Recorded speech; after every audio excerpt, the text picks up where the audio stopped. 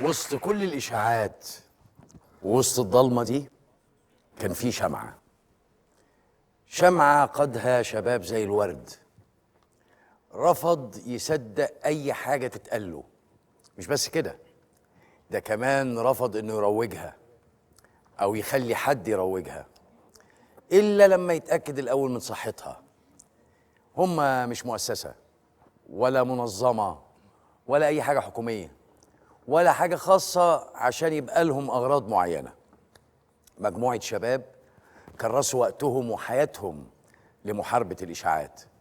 عملوا صفحة سموها ده بجد، وأعتقد كتير مننا عارفينها، صفحة مشهورة.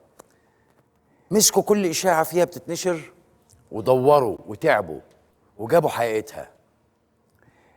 لازم نحيي الشباب دول، أستاذ هاني بهجت مؤسس الموقع، أستاذ محمد والأستاذ مجد.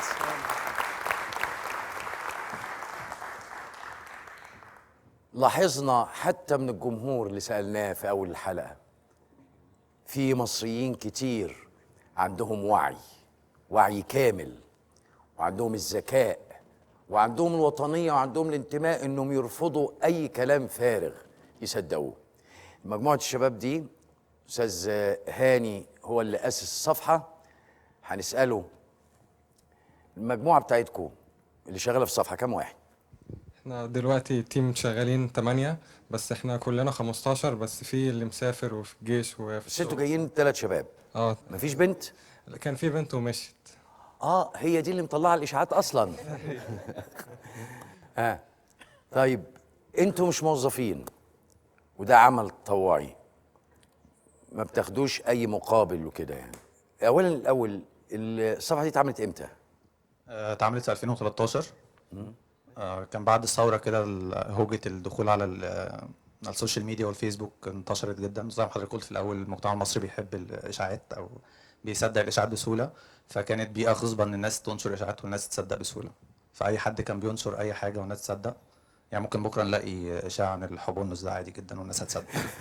فجت فكرة إن احنا نعمل الصفحة هقول لكم دي. على سر. الشباب ال3 دول ده تاني مرة يتقابلوا من 2013، صح؟ حقيقة. عرفت ده؟ يعني هم كانوا بيشتغلوا مع بعض بالتواصل من غير ما يعرفوا بعض. يعني هل ده اعتبره او مش اعتبره، انا معتبره ده نوع من انواع الوطنية، لان في اشاعات بتدمر يعني. طيب بعد الفترة دي كلها ما يقستوش؟ ما جاتلكمش لحظات تقولوا خلاص بقى احنا مش قادرين نكمل؟ هو في الاول كان بيجي لنا كده لما كان ساعات كتير بنعمل حقيقة حاجه والناس تخش تهاجمنا او تشتمنا، كنا بيجي في لنا. ناس بتهاجمكم طبعا، اللي بيهاجموكوا دول اصحاب الاشاعة اللي انتوا بوظتها لهم. بالظبط كده.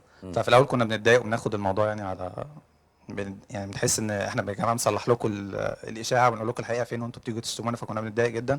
بس مع الوقت بتعودنا يعني ما بقيناش خلاص نتاثر بالموضوع. طب ايه اكتر اشاعات الناس بتبعت لكم عشان تسالكوا عنها؟ معظم الإشاعات بتبقى عن الأكل أو عن الأدوية مثلا.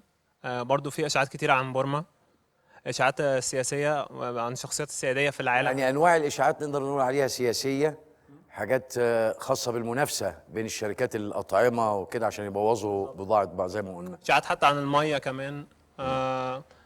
دي معظم الإشاعات. وطبعا الإشاعات اللي هي عن الناس السياديين في البلد وكده، دي أكتر إشاعات منتشرة، الإشاعات السياسية. هل انتم ملاحظين من سنه 2013 بتقولوا، من 2013 لغايه النهارده الاشاعات دي زادت في مصر زياده عن اللزوم؟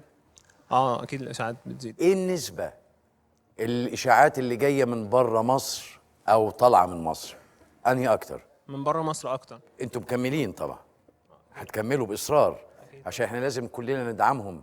يعني لازم ندعم الصفحه دي ولازم نساعدهم، لان كل ما زاد الناس اللي بترفض الاشاعات او بتكشفها وبتنورها للناس، ده شيء عظيم جدا، وانا بعتبره عمل وطني يعني.